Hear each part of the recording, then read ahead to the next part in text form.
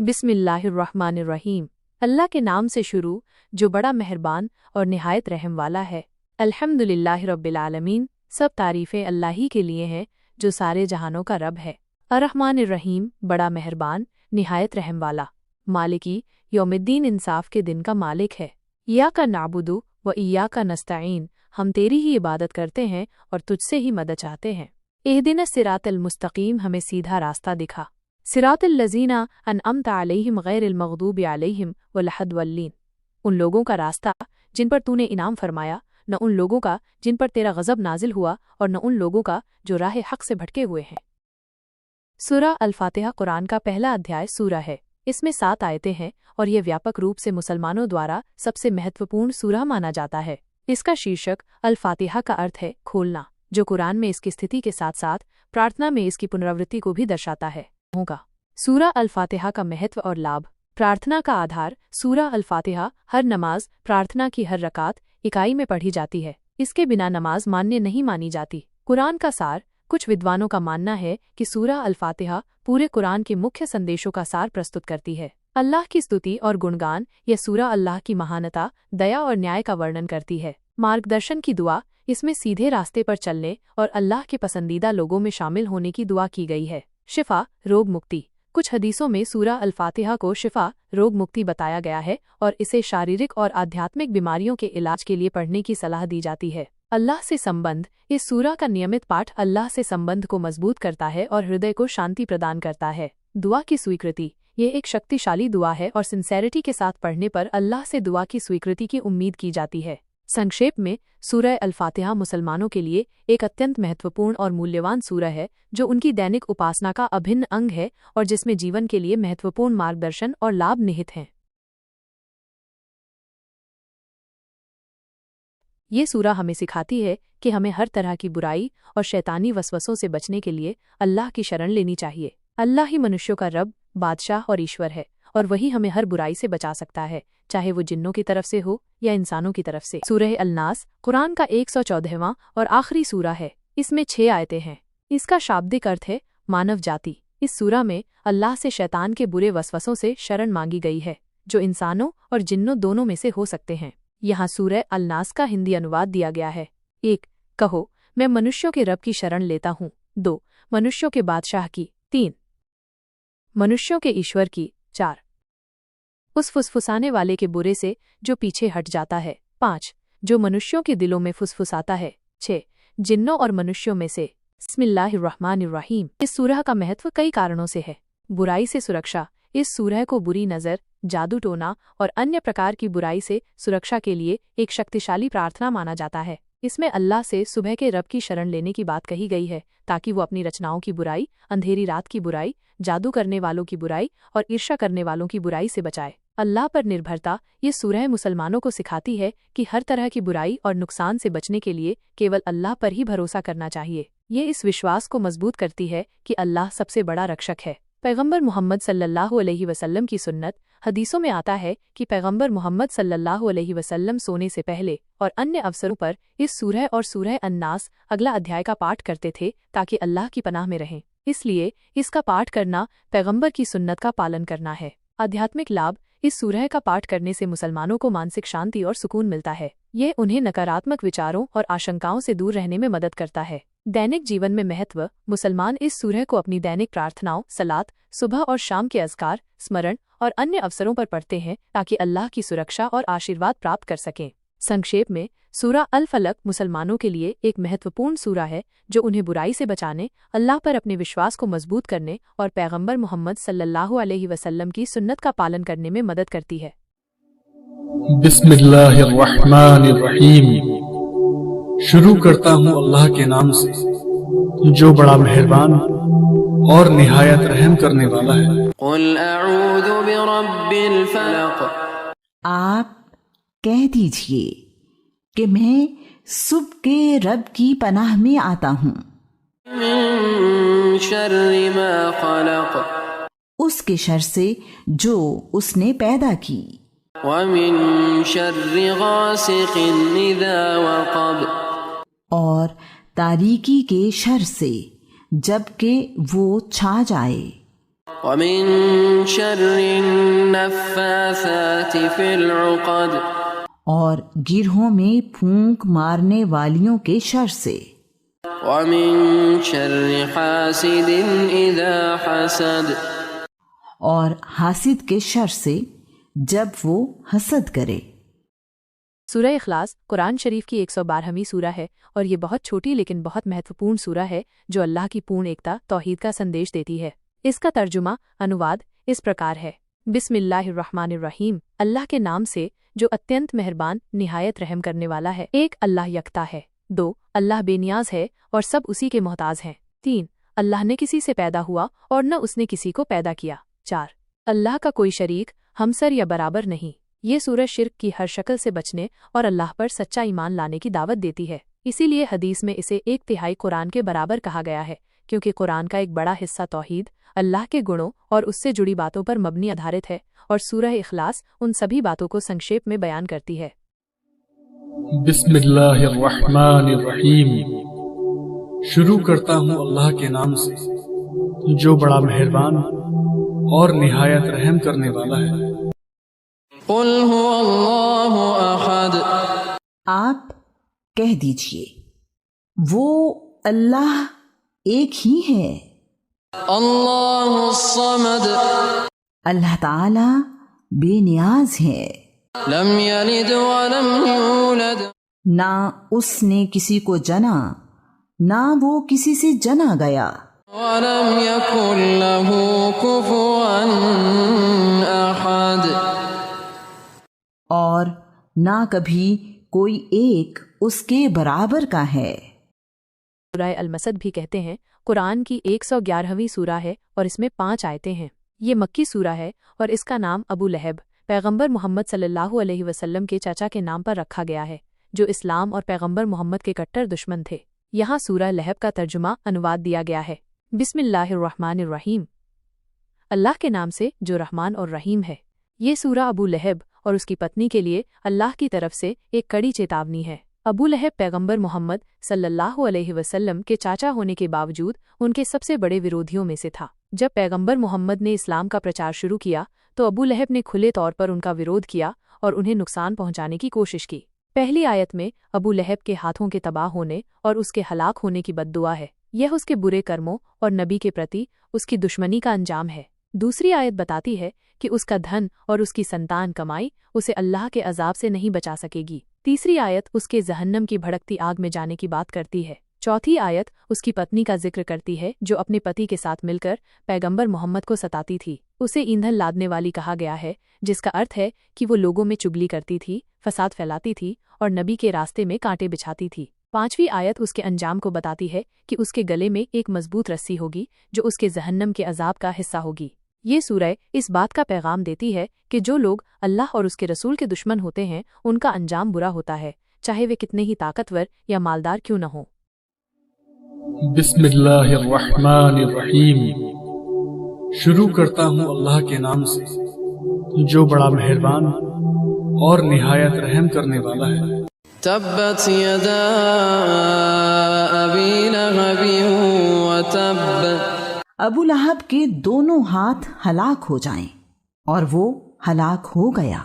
मा अगना अन्हु मालुहु व मा कसब, उसका माल और जो कुछ उसने कमाया उसके किसी काम ना आया।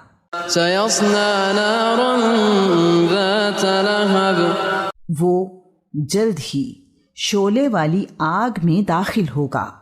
वम्रअतुहु हम्मालतल हतब, और उसकी बीवी भी जो लकड़ियां ढोने वाली है। फी जीदिहा हब्लुम मिन मसद, उसकी गर्दन में मजबूत बटी हुई रस्सी होगी। बिस्मिल्लाहिर्रहमानिर्रहीम, अबू लहब के दोनों हाथ हलाक हो जाएं और वो हलाक हो गया। उसका माल और जो कुछ उसने कमाया उसके किसी काम ना आया। वो जल्द ही शोले वाली आग में दाखिल होगा और उसकी बीवी भी जो लकड़ियां ढोने वाली है। उसकी गर्दन में मजबूत बटी हुई रस्सी होगी। बिस्मिल्लाहिर्रहमानिर्रहीम। अल्लाह के नाम से जो बहुत मेहरबान निहायत रहम करने वाला है।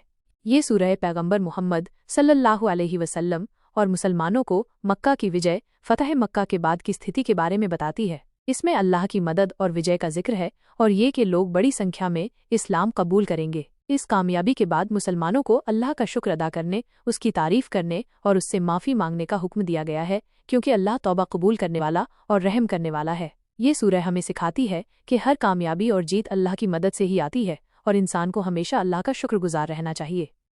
यहाँ सूरह अल नस्र का हिंदी तर्जुमा है। बिस्मिल्लाहिर्रहमानिर्रहीम। अल्लाह के नाम से जो अत्यंत कृपाशील बहुत दयावान है। 1. जब अल्लाह की मदद आ जाए और जीत हासिल हो जाए। 2. और आप लोगों को देखें कि वे झुंड के झुंड अल्लाह के दीन धर्म में दाखिल हो रहे हैं। 3. तो अपने रब की प्रशंसा के साथ उसकी पवित्रता बयान कीजिए और उससे क्षमा मांगिए। बेशक वह बहुत तौबा पश्चाताप स्वीकार करने वाला है। सूरह अल नस्र का संक्षिप्त अर्थ। ये सूरह पैगंबर मोहम्मद सल्लल्लाहु अलैहि वसल्लम को मक्का की जीत और इस्लाम की व्यापक सफलता की खुशखबरी देती है। इसमें बताया गया है कि जब अल्लाह की मदद से इस्लाम को बड़ी जीत मिलेगी और लोग बड़ी संख्या में इस धर्म को अपनाएंगे, तो मुसलमानों को अल्लाह का शुक्रिया अदा करना चाहिए, उसकी बड़ाई बयान करनी चाहिए और अपने गुनाहों की माफ़ी मांगनी चाहिए। ये सूरह विनम्रता और अल्लाह पर भरोसे का पैगाम देती है। ये सिखाती है कि कामयाबी के बाद भी इंसान को घमंड नहीं करना चाहिए, बल्कि अल्लाह का शुक्रगुजार रहना चाहिए। बिस्मिल्लाहिर्रहमानिर्रहीम। शुरू करता हूँ अल्लाह के नाम से, जो बड़ा मेहरबान और निहायत रहम करने वाला है। इज़ा जाअ नस्रुल्लाहि वल फत्ह। जब अल्लाह ताला की मदद और फतह आ जाए। वरअयतन नास यदखुलून फी दीनिल्लाहि अफ़वाजा। और आप देखें कि लोग फौज दर फौज अल्लाह ताला के दीन में दाखिल हो रहे हैं।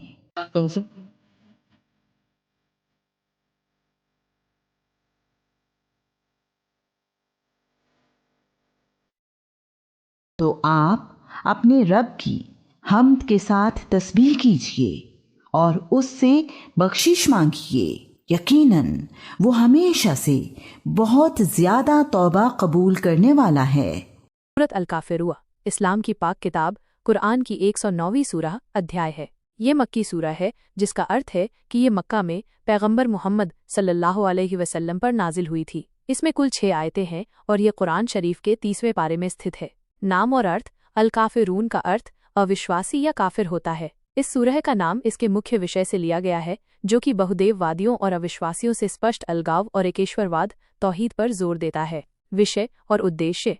यह सूरह इस्लाम के बुनियादी अकीदे, विश्वास और तौहीद, अल्लाह की एकता पर जोर देती है। ये उन लोगों को संबोधित करती है जो इस्लाम को स्वीकार नहीं करते और अल्लाह के अलावा किसी और की इबादत करते हैं। इस सूरह का मुख्य संदेश ये है कि इस्लाम में अल्लाह की इबादत में कोई समझौता नहीं है। मुख्य आयतें और अनुवाद। सूरह अल काफिरून का हिंदी अनुवाद तर्जुमा दिया गया है। सूरह अल काफिरून, काफिरों और विश्वासियों। बिस्मिल्लाहिर्रहमानिर्रहीम। अल्लाह के नाम से जो निहायत मेहरबान बहुत रहम करने वाला है। 1. कहो, ए काफिरो, यानी ए इनकार करने वालों। 2. मैं उसकी इबादत नहीं करता जिसकी तुम इबादत करते हो। 3.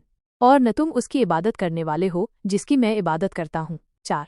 और न मैं उसकी इबादत करने वाला हूँ जिसकी तुमने पहले इबादत की है। 5. और न तुम उसकी इबादत करने वाले हो जिसकी मैं इबादत करता हूँ। 6. तुम्हारे लिए तुम्हारा दीन धर्म है और मेरे लिए मेरा दीन। महत्व।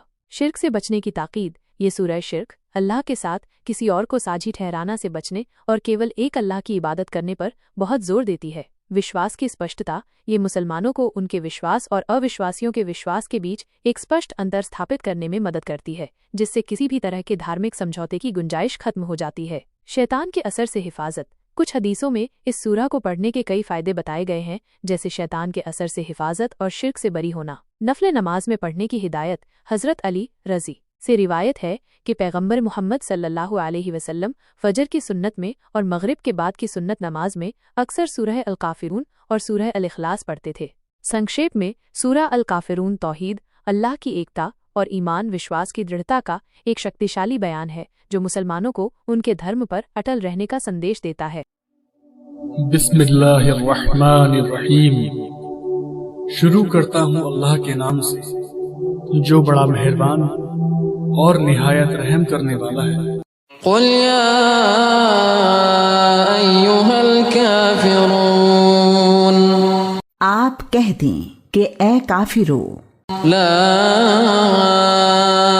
अअबुदु मा तअबुदून, मैं उनकी इबादत नहीं करता जिनकी तुम इबादत करते हो, वला अंतुम आबिदून मा अअबुद, और ना तुम उसकी इबादत करने वाले हो जिसकी मैं इबादत करता हूँ, वला अना आबिदुम मा अबदतुम, और ना मैं उनकी इबादत करने वाला हूँ जिनकी इबादत तुमने की है, वला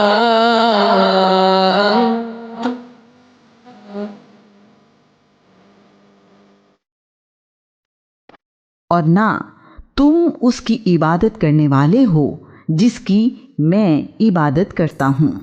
लकुम दीनुकुम वलिय दीन, तुम्हारे लिए तुम्हारा दीन है और मेरे लिए मेरा दीन है। अल कौसर सूरा 108 कुरान की सबसे छोटी सूरा है जिसमें सिर्फ 3 आयतें हैं। यह सूरा पैगंबर मोहम्मद सल्लल्लाहु अलैहि वसल्लम को सांत्वना और प्रोत्साहन देने के लिए प्रकट की गई थी जब वे अपने दुश्मनों से कई परेशानियों और ताने का सामना कर रहे थे। सूरह अल कौसर का अर्थ, इस सूरह का नाम इसकी पहली आयत में वर्णित कौसर शब्द से लिया गया है। कौसर का अर्थ है खैर कसीर, यानी बहुत ज्यादा नेकी, बहुतायत या प्रचुरता। मुफस्सिरीन टीकाकारों ने कौसर को कई अर्थ दिए हैं जिनमें शामिल हैं जन्नत में एक नहर। कई हदीसों में कौसर को जन्नत में एक हौज कुंड बताया गया है जिसका पानी दूध से ज्यादा सफेद और शहद से ज्यादा मीठा होगा। इस हौज से प्यास बुझाने वाले कभी प्यासे नहीं होंगे। प्रचुर मात्रा में भलाई, ये सामान्य अर्थ में भी इस्तेमाल होता है, यानी अल्लाह ने पैगंबर मुहम्मद सल्लल्लाहु अलैहि वसल्लम को हर तरह की भलाई और बरकत प्रदान की है। वंश और संतान, कुछ टीकाकारों ने इसे पैगंबर की प्रचुर संतान और उनके वंश के माध्यम से उनके नाम के हमेशा रहने के रूप में भी समझा है। सूरा अल कौसर की आयतें। हिंदी अनुवाद। 1. इन्ना आते न कल कौसर, निश्चय ही हमने तुम्हें कौसर प्रदान किया। 2. फसल्ले लिरब्बिका वनहर, अतः अपने रब के लिए नमाज पढ़ो और कुर्बानी करो। 3. इन्ना शानिया का हुवल अब्तर, निस्संदेह तुम्हारा दुश्मन ही बेऔलाद रहेगा। सूरा अल कौसर के फायदे फजीलत। सूरा अल कौसर को पढ़ने के कई फायदे बताए गए हैं जिनमें से कुछ प्रमुख हैं।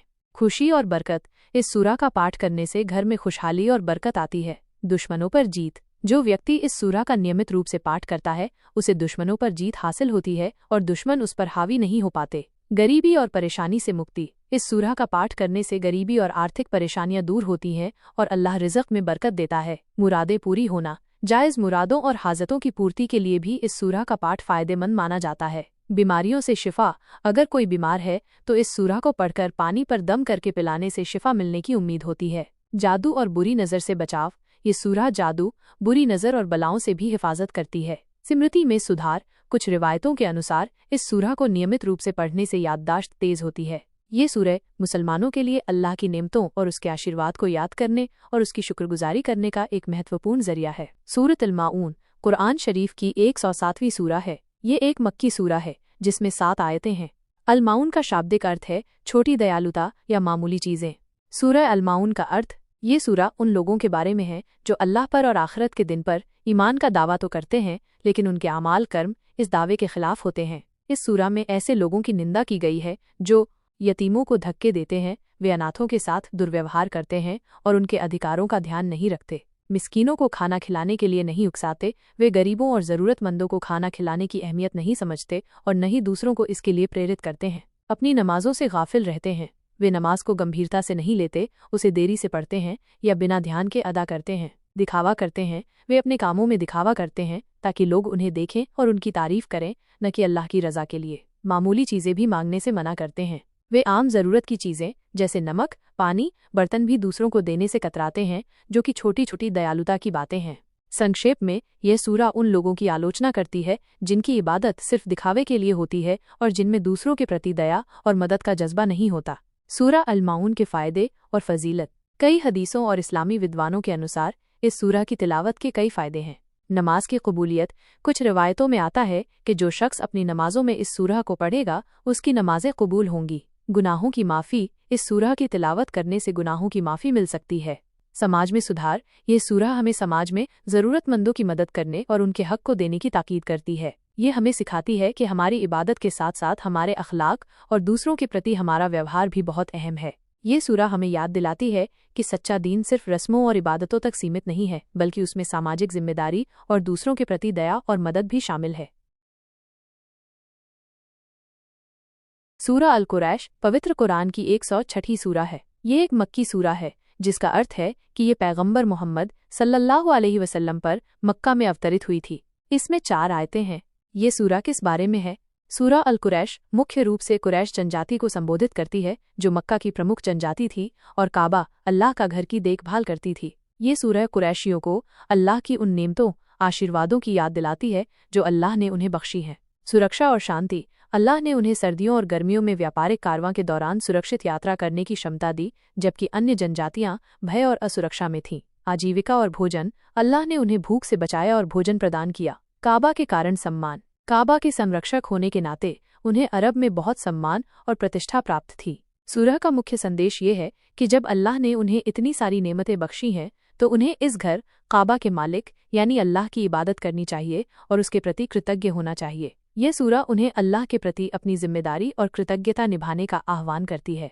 सूरह अल कुरैश के फ़ायदे। बेनिफिट्स ऑफ सूरह अल कुरैश। सूरह अल कुरैश की तिलावत के कई आध्यात्मिक और लौकिक फ़ायदे बताए जाते हैं। भय और चिंता से मुक्ति। यह सूरह पढ़ने से दिल से डर और चिंता दूर होती है और अल्लाह की सुरक्षा और शांति का एहसास होता है। दिल की मजबूती। यह सूरह इंसान के दिल को मजबूत करती है और अल्लाह पर भरोसा बढ़ाने में मदद करती है। व्यापार और आजीविका में बरकत। यदि किसी को कारोबार या व्यापार में मुश्किलें आ रही हैं तो सूरह कुरैश की तिलावत से अल्लाह ताला कारोबार में बरकत डालते हैं और मुश्किलों को दूर करते हैं। यात्रा में सुरक्षा। यात्रा के दौरान सुरक्षा के लिए इस सूरह को पढ़ना फ़ायदेमंद माना जाता है। अल्लाह से संबंध मजबूत करना। यह सूरह अल्लाह के प्रति कृतज्ञता और गहरे संबंध को बढ़ावा देती है। आध्यात्मिक शांति। इसके पाठ से आंतरिक शांति और संतोष प्राप्त होता है। संक्षेप में, सूरह अल कुरैश हमें अल्लाह की नेमतों को याद दिलाने और उसके प्रति कृतज्ञ होने का महत्व सिखाती है। साथ ही ये कई आध्यात्मिक और व्यावहारिक लाभ भी प्रदान करती है। कुरान का 105वां सूरा अध्याय है। इसमें 5 आयतें हैं। फील का अर्थ है हाथी। ये सूरह मक्का में अवतरित हुई थी और ये एक ऐतिहासिक घटना का जिक्र करती है जिसे इस्लामिक इतिहास में असहाब अल फील हाथी वालों के नाम से जाना जाता है। पृष्ठभूमि। यह सूरह उस घटना से संबंधित है जो पैगंबर मोहम्मद के जन्म के वर्ष लगभग 570 ईस्वी में हुई थी। यमन के एक शासक अब्राहा ने मक्का में स्थित काबा को नष्ट करने का इरादा किया क्योंकि वो चाहते थे कि लोग काबा के बजाय यमन में उसके बनाए गए चर्च की ओर जाएं। उसने एक विशाल सेना तैयार की जिसमें कई हाथी भी शामिल थे और मक्का की ओर कूच किया। सूरह का संदेश। ये सूरह अल्लाह की शक्ति और काबा की सुरक्षा को दर्शाती है। अब्राहा की विशाल सेना जो काबा को नष्ट करने आई थी, अल्लाह के हुक्म से छोटे छोटे पक्षियों द्वारा नष्ट कर दी गई जो उन पर पत्थर बरसा रहे थे। ये घटना इस बात का प्रमाण है कि अल्लाह अपने घर और अपने धर्म की रक्षा करने में सक्षम है, चाहे दुश्मन कितना भी शक्तिशाली क्यों न हो। ये मानव अहंकार और अल्लाह की सर्वोच्च शक्ति के बीच के अंतर को भी उजागर करती है। हमज़े पवित्र कुरान का 104वां सूरा अध्याय है। ये मक्की सूरा है जिसका अर्थ है कि ये पैगंबर मोहम्मद सल्लल्लाहु अलैहि वसल्लम पर मक्का में अवतरित हुई थी। ये सूरा अपने कठोर लहजे और उन लोगों के लिए चेतावनी के लिए जानी जाती है जो दूसरों की निंदा करते हैं, ताना मारते हैं और धन जमा करते हैं। मुख्य विषय और संदेश। सूरा अल-हुम्ज़ा 9 छोटी आयतों में एक गहरा नैतिक संदेश देती है। यह उन लोगों को चेतावनी देती है जो अपने धन के अहंकार में चूर होकर दूसरों को नीचा दिखाते हैं, उनका अपमान करते हैं और उनकी पीठ पीछे बुराई करते हैं। सूरा के मुख्य संदेश निम्नलिखित हैं। निंदा और ताना मारने की निंदा। सूरा की शुरुआत ही इस चेतावनी से होती है। तबाह हो हर ऐसे व्यक्ति के लिए जो निंदा करता है, ताना मारता है। यह उन लोगों को संबोधित करती है जो अपनी जुबान या इशारों से दूसरों को नुकसान पहुंचाते हैं, उनका उपहास करते हैं या उनका अपमान करते हैं। धन के प्रति आसक्ति की आलोचना। सूरा उन लोगों की आलोचना करती है जो केवल धन इकट्ठा करने और उसे गिनने में लगे रहते हैं, यह सोचते हुए कि उनका धन उन्हें अमर बना देगा या उन्हें किसी भी बुरे परिणाम से बचा लेगा। परलोक में कठोर दंड सूरा स्पष्ट रूप से बताती है कि ऐसे लोगों का अंजाम क्या होगा। उन्हें हुत्मा, कुचलने वाली आग में फेंक दिया जाएगा, जो अल्लाह की भड़कती हुई आग है और जो दिलों तक पहुंच जाएगी। यह आग बंद कर दी जाएगी और वे उसमें लंबे खंभों में कैद रहेंगे। यह नरक की भयावहता का एक शक्तिशाली चित्रण है। संक्षेप में सूरा अल हुम्ज़ा हमें दिखाती है कि दूसरों को अपमानित करना, गपशप करना और धन के पीछे अंधाधुंध भागना, ये सब ऐसे कार्य हैं जिनके गंभीर आध्यात्मिक और परलोक के परिणाम होते हैं। यह विनम्रता, सम्मान और नेक नियति के महत्व पर जोर देती है। सूरा अल हुम्ज़ा के फायदे, फजीलत। कुरान के हर सूरा का पाठ करना अल्लाह की इबादत का एक हिस्सा है और उसके लिए सवाब मिलता है। सूरा अल हुम्ज़ा का पाठ करने के भी कुछ फायदे बताए जाते हैं। बुरे कामों से चेतावनी। ये सूरा लोगों को चुगलखोरी, ताना मारने और धन के अहंकार जैसे बुरे कामों से आगाह करती है, जिससे वे इन गलतियों से बच सकें। अल्लाह के न्याय का स्मरण। इसका पाठ अल्लाह के न्याय और परलोक में हिसाब किताब की याद दिलाता है, जिससे इंसान अपने कर्मों के प्रति अधिक जागरूक होता है। आध्यात्मिक शुद्धि। यह आत्मा को बुरी आदतों से शुद्ध करने और एक बेहतर इंसान बनने के लिए प्रेरित करती है। गरीबी से बचाव। कुछ रिवायतों में इसका जिक्र है कि इस सूरा के पाठ से गरीबी दूर होती है और रोजी में बरकत आती है। बुरी मौत से सुरक्षा। कुछ हदीसों में यह भी कहा गया है कि इसका पाठ अचानक या बुरी मौत से हिफाजत दिलाता है। हालांकि ऐसी हदीसों की प्रामाणिकता की जांच आवश्यक है। विश्वास में मजबूती। सूरा अल्लाह की शक्ति और उसके न्याय पर विश्वास को मजबूत करती है। निष्कर्ष। सूरा अल हुम्ज़ा एक शक्तिशाली सूरा है जो हमें अपनी ज़बान और अपने धन के इस्तेमाल के बारे में गंभीर रूप से सोचने पर मजबूर करती है। ये हमें सिखाती है कि सच्चा मूल्य धन या सामाजिक स्थिति में नहीं है, बल्कि नेक चरित्र, दूसरों के प्रति सम्मान और अल्लाह के प्रति विनम्रता में है। इसका पाठ हमें अपने अंदर की बुराइयों को पहचानने और उनसे बचने में मदद करता है। सूरा अल असर कुरान शरीफ की 130वीं सूरा है। ये कुरान की सबसे छोटी सूरहों में से एक है, जिसमें केवल 3 आयतें छंद हैं। ये एक मक्की सूरा है, जिसका अर्थ है कि ये मक्का में अवतरित हुई थी। विषय वस्तु और महत्व। अपनी लघुता के बावजूद सूरा अल असर का इस्लाम में बहुत गहरा और व्यापक महत्व है। इमाम शाफ़ई रहमतुल्लाह अलैह ने कहा है कि अगर कुरान में केवल यही सूरा होती तो भी वो इंसान के लिए काफ़ी होती। इसका कारण यह है कि यह सूरा इंसानी जिंदगी की सफलता के लिए 4 मूलभूत सिद्धांतों को बयान करती है। 1. वल अस्र, ज़माने की कसम। अल्लाह ताला समय की कसम खाकर बात शुरू करता है, जो समय के महत्व और उसके तेजी से गुजरने की ओर इशारा करता है। यह बताता है कि इंसान को अपना समय बर्बाद नहीं करना चाहिए। 2. इन्नल इंसान लफ़ी खुस्र, बेशक इंसान घाटे में है। अल्लाह ताला फरमाते हैं कि इंसान घाटे में है, यानी उसकी जिंदगी का एक एक पल गुजर रहा है और वो अपनी मंजिल से दूर हो रहा है अगर वो कुछ खास कामों में नहीं लगा। 3. इल्लल लज़ीना आमनू, सिवाय उन लोगों के जो ईमान लाए। घाटे से बचने का पहला रास्ता ईमान लाना है। ये सिर्फ जुबानी इकरार नहीं, बल्कि दिल से अल्लाह, उसके रसूल, किताबों, फरिश्तों और आखिरत पर सच्चा यकीन रखना है। 4. व अमिलुस्सलिहात, और नेक अमल किए। ईमान के साथ साथ नेक अमल करना भी जरूरी है। इसमें वे सभी काम शामिल हैं जो अल्लाह और उसके रसूल के बताए हुए तरीके के मुताबिक किए जाएं, जैसे नमाज, रोज़ा, ज़कात, सदका, ईमानदारी, अच्छे अखलाक वगैरह। 5. व तवासाव बिल हक की, और एक दूसरे को हक की ताकीद करते रहे। सच्चा और कामयाब इंसान सिर्फ खुद नेक नहीं होता, बल्कि दूसरों को भी हक, सच्चाई और न्याय की दावत देता है और उसे अपनाने की नसीहत करता है। 6. व तवासाव बिस्सबर, और एक दूसरे को सब्र की ताकीद करते रहे। हक पर कायम रहना और दूसरों को हक की दावत देना आसान नहीं है, इसमें मुश्किलें आती हैं, इसलिए सब्र करना और दूसरों को सब्र की नसीहत करना भी कामयाबी के लिए ज़रूरी है। संक्षेप में सूरह अल असर इंसान को बताती है कि दुनिया में कामयाबी और आखिरत में निजात पाने के लिए इन 4 बातों पर अमल करना ज़रूरी है।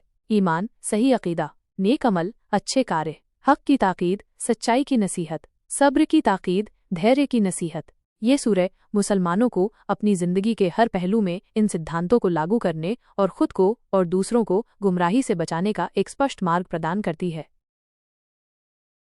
सूरह अल तकासुर हमें एक महत्वपूर्ण सबक सिखाती है कि दुनियावी चीज़ों की लालच हमें असल मकसद से भटका सकती है और हमें हमेशा आखिरत की तैयारी और अल्लाह की याद में रहना चाहिए। अत-तकाथुर कुरान का 102वां अध्याय सूरा है, जिसमें 8 आयतें हैं। ये एक मक्की सूरा है, जिसका अर्थ है कि ये मक्का में नाजिल हुई थी। मुख्य विषय और अर्थ। इस सूरा का मुख्य विषय है दुनियावी चीज़ों को जमा करने और उनमें एक दूसरे से आगे बढ़ने की लालच, और ये कैसे इंसान को अल्लाह की याद से और आखिरत की तैयारी से गाफिल कर देती है। सूरा हमें ये एहसास कराती है कि इस दुनिया की दौलत और शानो शौकत अस्थायी है और अंततः हमें अपने कर्मों का हिसाब देना होगा।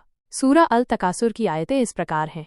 1. बहुत ज्यादा माल जमा करने की लालच ने तुम्हें गाफिल भटका कर दिया है। 2. यहाँ तक कि तुमने कब्रों के मुंह देख लिए, तुम मर गए। 3. यकीनन तुम अनकरीब जल्दी ही जान लोगे। 4. फिर देखो तुम जल्दी ही जान लोगे। 5. सच तो ये है कि अगर तुम अपना अंजाम जानते तो कभी गाफिल न होते। 6. यकीनन जरूर तुम जहन्नुम को देखोगे। 7. फिर सुन लो तुम इसे जरूर देखोगे आंख के यकीन से। 8. फिर तुमसे उस दिन नेमतों के बारे में जरूर सवाल किया जाएगा। विशेषताएं। ये सूरत दुनियावी दौलत और पद की दौड़ में इंसान के खो जाने पर जोर देती है। ये हमें आखिरत की याद दिलाती है और बताती है कि अंततः हमें अपनी हर नेमत का हिसाब देना होगा। यह नरक जहन्नुम के अस्तित्व और उसकी भयावहता के बारे में चेतावनी देती है। यह हमें सचेत करती है कि मृत्यु तक दुनिया की लालच इंसान को घेरे रखती है। लाभ और महत्व।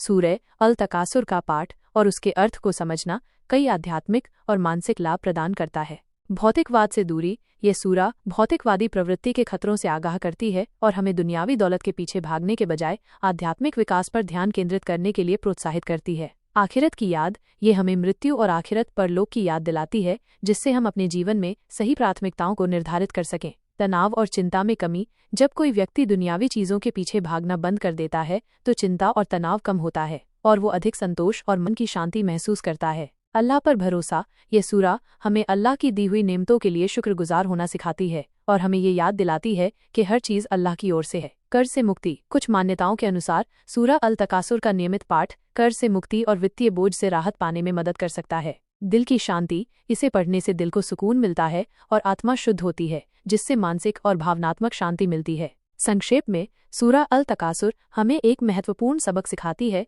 कि दुनियावी चीजों की लालच हमें असल मकसद से भटका सकती है और हमें हमेशा आखिरत की तैयारी और अल्लाह की याद में रहना चाहिए।